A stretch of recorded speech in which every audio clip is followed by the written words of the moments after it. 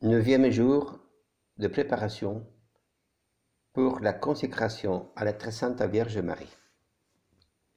Nous nous mettons en présence de Dieu. Au nom du Père et du Fils et du Saint-Esprit. Amen.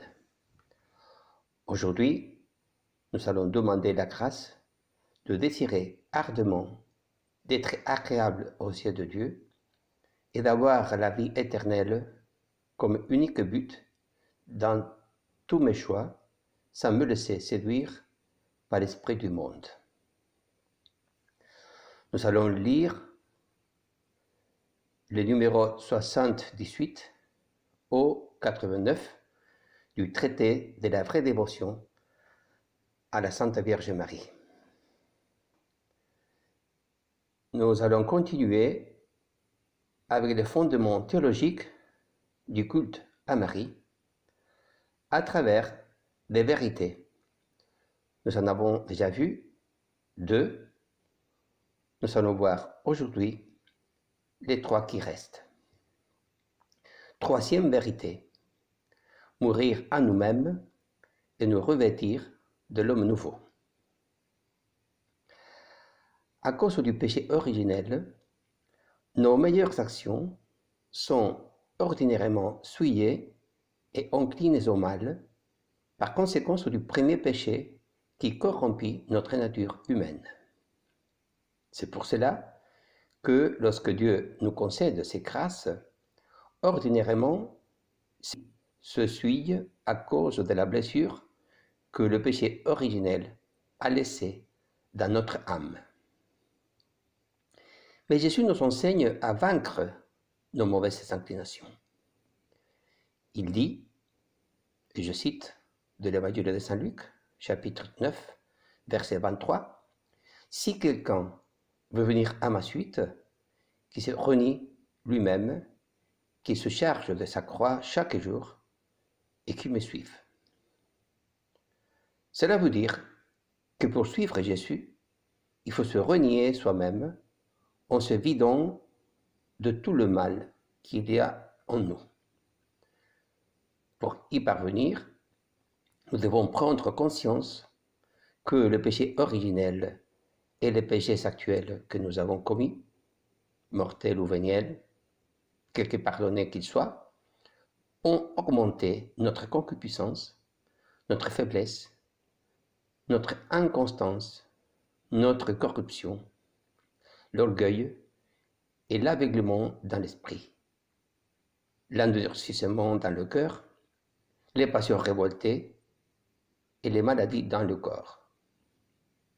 Il ne faut pas s'étonner si notre Seigneur a dit que celui qui voulait le suivre devait renoncer à lui-même, parce que c'est pour notre bien le plus grand. Cette négation implique aussi qu'il faut renoncer aux mauvaises inclinations de notre intelligence, de notre volonté et de notre corps. Le Seigneur dira dans l'Évangile de Saint Jean, chapitre 12, verset 24, « Si le grain de blé tombé en terre ne meurt pas, il demeure seul, mais s'il meurt, il porte beaucoup de fruits. » Saint Louis-Marie affirme, et je cite, « Si nous demeurons à nous-mêmes, et si nos dévotions les plus saintes ne nous portent à cette mort nécessaire et féconde, nous ne porterons point de fruits qui vaillent, et nos dévotions nous deviendront inutiles. Toute nos justices seront souillées par notre amour propre et notre propre volonté, ce qui fera que Dieu aura en abomination les plus grands sacrifices et les meilleures actions que nous puissions faire, et qu'à notre mort, nous nous trouverons les mains vides des vertus et des mérites, et que nous n'aurons pas une étincelle du pur amour qui n'est communiquée qu'aux âmes dont la vie est cachée avec Jésus-Christ en Dieu. Il faut choisir parmi toutes les dévotions à la très sainte Vierge celle qui nous porte le plus à cette mort à nous-mêmes, comme étant la meilleure et la plus sanctifiante. Salut Marie révèle que la pratique qu'il veut nous découvrir est l'un de ces secrets de grâce inconnus du grand nombre des chrétiens et pratiqués d'un bien plus petit nombre pour le faire un peu de temps, avec douceur et facilité, des opérations surnaturelles. Se vider de soi-même, c'est remplir de Dieu et devenir parfait.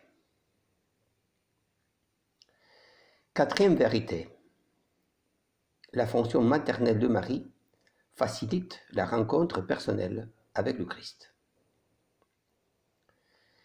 Il est plus parfait, parce qu'il est plus humble, de ne pas approcher de Dieu par nous-mêmes, mais de prendre un médiateur. Notre fond, comme nous venons de montrer, est ainsi corrompu si nous nous appuyons sur nos propres travaux, industrie, préparation pour arriver à Dieu et lui plaire. Il est certain que toutes nos justices seront souillées ou de peu de poids devant Dieu, pour l'engager à s'unir à nous et à nous exaucer. Car ce n'est pas sans raison que Dieu nous a donné des médiateurs auprès de lui.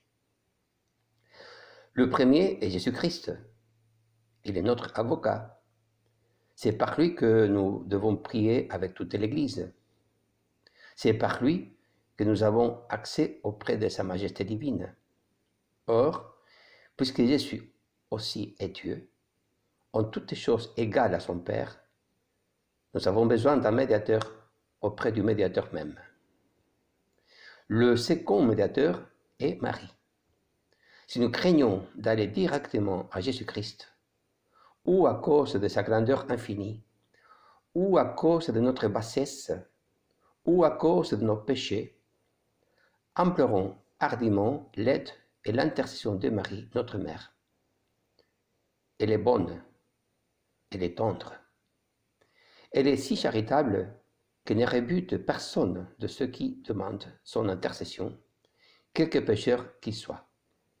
Car, comme disent les saints, il n'a jamais été ouï dire qu'aucun eut recours à la Sainte Vierge avec confiance et persévérance et en ait été rebuté. Elle est si puissante qu'il n'a qu'à se montrer devant son Fils pour le prier. Aussitôt il accorde, aussitôt il reçoit. Il est toujours amoureusement vaincu par les prières de sa très chère mère qui l'a porté dans son sein et l'a allaité. Cinquième et dernière vérité. Nous portons le trésor de la grâce dans des vases d'argile. Il est très difficile, vu notre faiblesse et fragilité, que nous conservions en nous les grâces et les trésors que nous avons reçus de Dieu, parce que nous avons ce trésor, qui vaut mieux que le ciel et la terre, dans des vases fragiles, dans un corps corruptible, dans une âme faible et inconstante. De plus, les démons, qui sont des fins larrons, veulent nous surprendre au dépourvu pour nous voler et dévaliser. Ils épient jour et nuit le moment favorable pour cela. Ils tournoient incessamment pour nous dévorer et nous enlever en un moment par empêcher tout ce que nous avons pu gagner des grâces et de mérites en plusieurs années. Il faut se tenir sur ses gardes, car il y a eu des personnes plus pleines de grâce qui ont été pillées. Ce n'a pas été faute de grâce qui ne manque à personne, mais ils sont péris car ils se sont fiés et appuyés sur eux-mêmes. S'ils avaient confié leur trésor à la Vierge puissante et fidèle, elle les leur aurait gardés comme ils sont bien propres. Outre le démon, nous avons un autre ennemi, le monde. Le monde est maintenant si corrompu que c'est une espèce de miracle quand une personne demeure ferme au milieu de ces torrents impétueux sans être entraînée. La Vierge, qui n'a jamais été vaincue, C'est elle qui fait ce miracle à l'égard de ceux et celles qu'il aime de la belle manière. Prions avec Saint Louis-Marie Grignon de Montfort. Marie, je recours à toi dans tous mes besoins avec simplicité, confiance et tendresse. Marie, ma mère, je recours à toi dans les doutes pour être éclairé, dans mes égarements pour être redressé, dans les tentations pour être soutenu, dans les faiblesses pour être fortifié, dans les chutes pour être relevé, dans les découragements pour être encouragé, dans les scrupules pour en être ôté, dans les croix, les travaux et les difficultés de la vie pour en être consolé. Marie, tu es le recours ordinaire de mon âme. Marie, je ne crains pas de t'importuner et de déplaire à Jésus en demandant ta prière et ton intercession. Très Sainte Vierge Marie, je me consacre à toi, par toi à Jésus, par Jésus au Père. Très Sainte Vierge Marie, je suis tout à toi. Litanie de l'humilité. Ô Jésus, doux et humble de cœur, rendez mon cœur semblable au vôtre. De la crainte d'être humilié, délivre-moi, Seigneur. De la crainte d'être méprisé, délivre-moi, Seigneur. De la crainte d'être rebuté, délivre-moi, Seigneur. De la crainte d'être calomnié, délivre-moi, Seigneur. De la crainte d'être oublié, délivre-moi, Seigneur. De la crainte d'être raillé, délivre-moi, Seigneur. De la crainte d'être soupçonné, délivre-moi, Seigneur. De la crainte d'être injurié, délivre-moi, Seigneur. De la crainte d'être abandonné, délivre-moi, Seigneur. De la crainte d'être refusé, délivre-moi, Seigneur. Ainsi soit-il. Vous pouvez lire ensuite la lecture suggérée « Comment combattre le monde » du Père Antoine Royot-Marin dans son ouvrage « Théologie de la perfection chrétienne ».